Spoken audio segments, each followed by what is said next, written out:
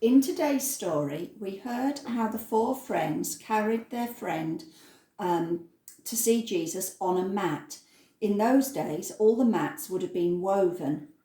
Today, we're going to make a woven mat, only we're going to use paper.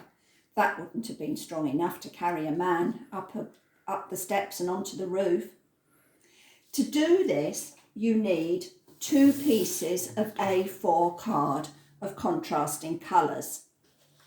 Take one of your pieces of card, I'm using my white one, and fold it in half so that you end up with your card looking like this.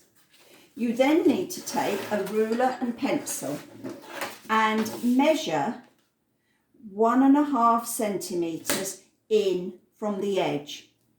Then measure 2 centimetre marks all the way across your card.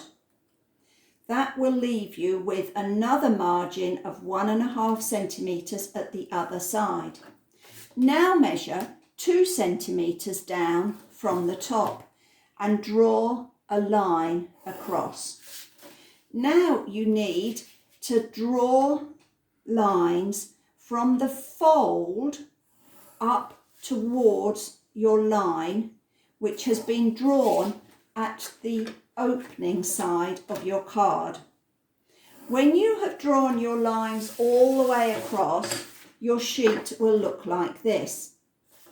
Now take your scissors and cut up each of the lines from the fold towards the line that you drew across 2 centimetres from the edge. When you've gone all the way across, you will end up with your piece of card looking like this. When you open it out, you will see your A4 sheet with a border that is uncut and strips in the middle. Now take your second colour and again fold it in half. This time, when you measure your 2 centimetres from the edges, you are going to draw the lines right the full length of your card. When you've gone all the way across, you need to cut up those lines so that each strip becomes a separate strip.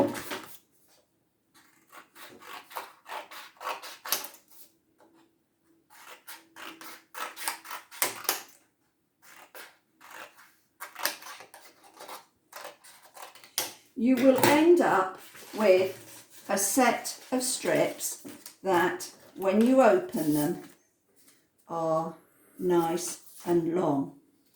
It's important that the 2 pieces of card or paper that you use are the same size. If you haven't got A4 or you want to do it smaller, that's fine. But remember, your 2 colours of card or paper need to be the same size. Now you're going to start weaving. So take one of your strips and put it under the first edge.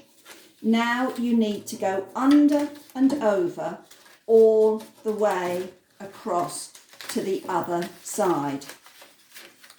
When you've done one strip, take another strip and do the opposite.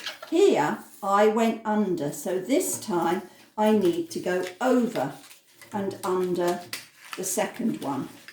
That way you end up with a woven pattern.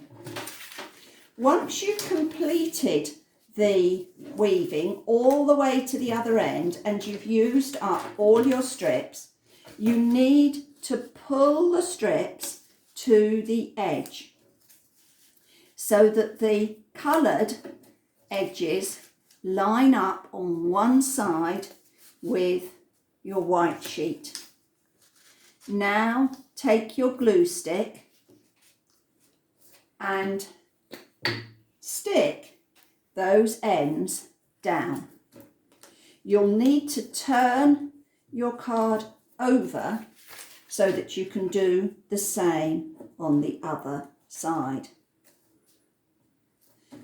When you've done that on one side, you need to go to the opposite edge of your woven mat and cut across the extra strips so that again they match the edge, and stick those down too.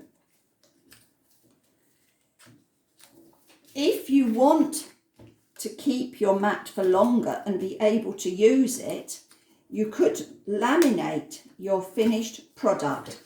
If you made a set of them, you might be able to use them as table mats or a mat on your desk.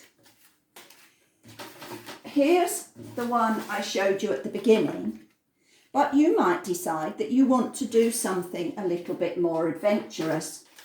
You could use a piece of something firmer. This is polystyrene. It's the bottom of a meat tray. You could use the plastic. Cut little notches in the end, both ends, equidistant apart, and then use string or wool to wind round so that you have your strips that you're going to weave under. Then take a selection of cloth strips or ribbons and use those as your weaving materials. That might end up looking like this. Alternatively, if you're using strips of cloth that you've cut, which could be things that are significant to you, maybe you've got colours that remind you of certain things in your life or around your home, you could end up with ones looking like this. Again, depending on what you use and the size, you might want to laminate to give something that lasts a bit longer. Enjoy and have some fun. We look forward to seeing your end products on pictures.